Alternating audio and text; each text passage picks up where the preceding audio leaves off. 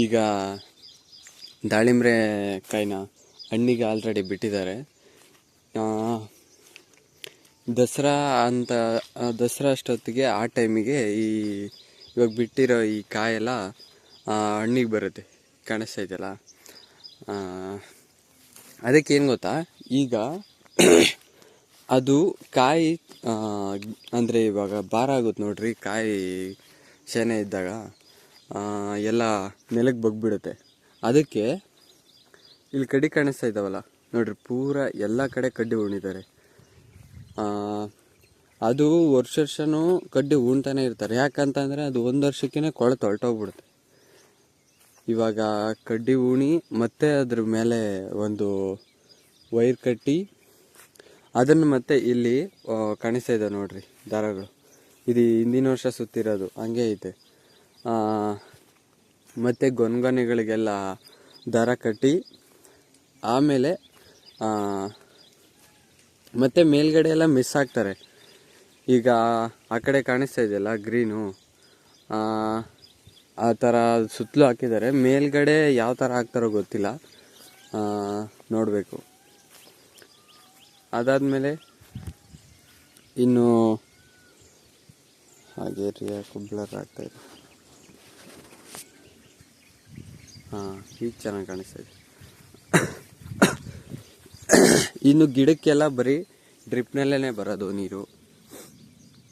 Drip ಇಲ್ಲ ಅಂತ ಅಂದಿದ್ರೆ ಈ ಗಿಡನೇ ಅದು ಹೆಂಗೆ ಬೆಳ್ಸೋಕ್ಕೆ ಸಾಧ್ಯ? ನೀರಿಗೆ ಯಾವಾಗಲೂ ನೀರಿಕ್ಕೊಂಡು ಗಿಡಕ್ಕೆ ಎಲ್ಲ ಕಾಲ ಮಾಡಿ ಅದನ್ನ ಈಗ ಪ್ರೆಸೆಂಟ್ ಸಿಚುವೇಶನ್ಗೆ ಊಹೆ ಮಾಡ್ಕೊಳ್ಳೋಕ್ಕೆ ಒಂಥರ ಹೆಂಗಪ್ಪ ಸಾಧ್ಯ ಅನ್ನಿಸ್ತದೆ. ಇದು ಡ್ರಿಪ್ನಲ್ಲೇ ಮಾಡ್ತಾ ಇರೋದು. ನೋಡ್ರಿ ಗಿಡ ಎಂತ ಚೆನ್ನಾಗಿ ಕಾಣುತ್ತೆ ಅಂತ. ಬಿಸಿಲು ಬೀಳ್ತಾ ಇದ್ರೆ ಗಿಡ ತುಂಬ ಚೆನ್ನಾಗಿ ಕಾಣಿಸುತ್ತೆ ನೋಡೋದಕ್ಕೆ.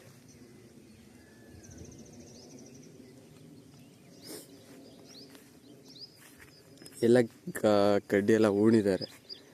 ಇನ್ನು ಅದಕ್ಕೊಂದು ತಂತಿ ಕಟ್ಟಿ, ತಂತಿ ಕಟ್ತಾರ ದಾರ ಕಟ್ತಾರ, ತಂತಿನೇ ಕಟ್ತಾರ ಅನಿಸುತ್ತೆ.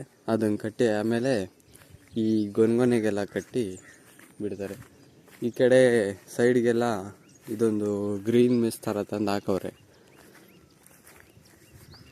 ಅದು ಏನು ಬರ್ದಂಗಿರಲಿ ಅಂತ. ಆದ್ರೂ ಮಾಡೋಕ್ಕಳ್ತನ ಮಾಡ್ತಾರೆ ಊರಲ್ಲಿ. ಅದು ಏನೂ ಮಾಡೋಕ್ಕಾಗಲ್ಲ. ಅದನ್ನು ಬಿಟ್ಟರೆ ಗಿಡ ನೋಡ್ರಿ ಹೆಂಗಿದಾವೆ. ಇದೆಲ್ಲ ಪೂರ ಡ್ರಿಪ್ಪಿಂದನೇ ಮಾಡಿರೋದು ನೋಡ್ರಿ, ಡ್ರಿಪ್ ಪೈಪು.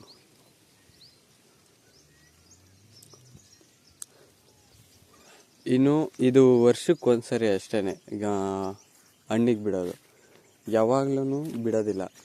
ಅಂದರೆ ಗಿಡ ಬಿಡುತ್ತೆ, ಯಾವಾಗಲೂ ಎನಿ ಟೈಮ್ ಬೇಕಂದ್ರೂ ಹಣ್ಣು ಬೇಕಂದರೆ ಬಿಡುತ್ತೆ.